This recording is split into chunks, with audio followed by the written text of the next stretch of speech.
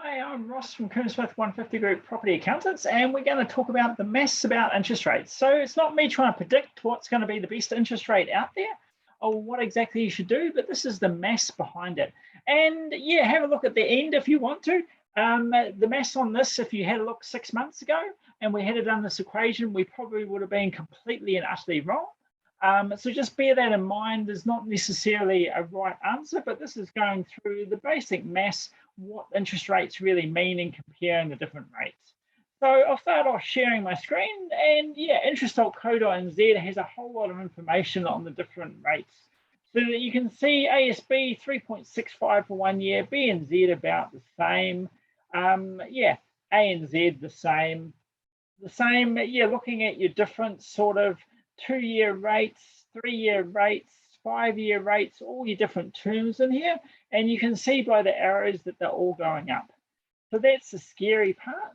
Then we'll look at comparing different rates. So if we look at 1-year rate, 2 lots of it compared with a 2-year rate. So from interest.co.nz, the 2-year rate was 4.35. So obviously, if we fix that for 2 years, the average over the 2 years is going to be 4.35%. So if we do a different one, if we fix for 1 year now, 3.65. If the interest rate jumps up 0.6% to 4.25 for the next year, and we fix again for 1 year, that's only going to average 3.95. So we'll go a little bit higher. We still have to go higher than that. So you're starting to get an idea of what interest rates are going to have to do. So yeah, close to that, your second year's interest rate, if you fix now 3.65, your second year will have to be something like 5.15 for the average to be higher than that 4.35. So what you need to think about, and there is no right or wrong answer. Like I said, go back 6 months, I personally probably would have been completely wrong.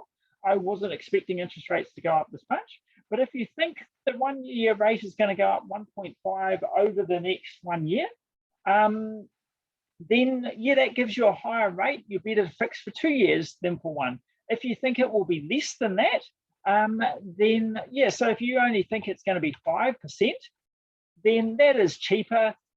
So yeah, so it's sort of looking at those. So there's the basic maths to get around about the same. Must be something like that. Yeah, 5.07.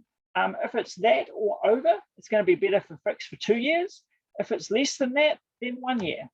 If we do the same for 3 years, 4.69. We're 3.65 at the moment, and I've got it going up 0.7 to start with, and that's obviously lower. So you're going to have to be higher than that. And if we do that 1.9 as well, so even that's too low. So you can sort of see that interest rates actually have to go up quite a lot for those rates to work out the same. And I've gone a little bit too far.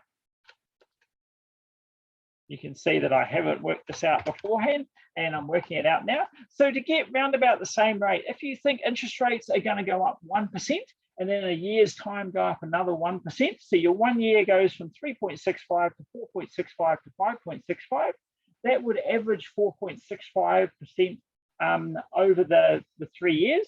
So that would be cheaper than the 3-year rate.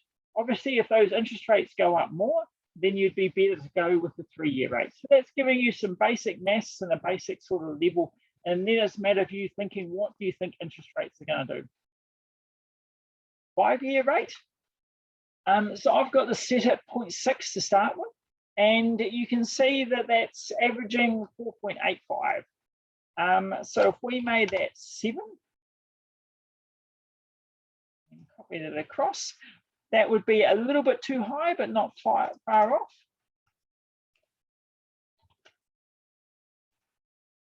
So 6.5 is probably going to be pretty close. So yeah, if you thought interest rates are going to go up just 0.65. So each year they go from 3.65 to 4.3 to 4.95 to 5.6 to 6.25 over the next 5 years. That average is 4.95. That's obviously less than your 4.99 average. So you'd be better to go 1 year. Or if you think it's going to be more than that, then you're better to go 5 years. Obviously, the longer term you're fixed, the more secured you get. something like 2 years to me doesn't really give you a lot of security. It's too short. But yeah, something like 5 years obviously does. And other options you can look at is not putting all your eggs in one basket, putting some in different terms, breaking your loan up into 2 or 3 different bits and doing different terms, and perhaps doing some interest only, some principal and interest as well. So that's the basic idea, the basic maths that can help you a little bit and get you thinking about it. If you're a client, yeah, flick us through an email, and I'll put the email address up on below the post. Send through an email. We're happy to send this through to you. Just for a little bit of interest, we thought we'd do what was the 5-year rate. So when the 5-year rate was probably 6 months ago, 7 months ago, maybe a year ago now, it was 2.99 for 5 years. And we were 2.19 fixed. And yeah, at the time we were sort of thinking it would go up if it went up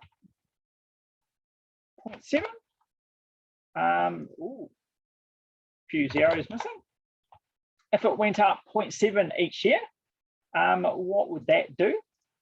And so at that rate, yeah, that would be 3.59 at 0.6. That would have been a bit higher. Yeah, 0.5, you'll be starting to get the same. So even at those sort of rates over the longer period, that 5-year was still looking really good. Now it's obviously looking a whole lot better. Interest rates have jumped up to 3.65. Say they keep going up 0.5, that's going to be a 4% average compared with a 3%. On $1 million loan, that's $10,000. So yeah, easy to look back and go, we should have fixed for the 5 years. And yeah, if you actually work through those maths, reasonable increase, you actually would have got the same answer.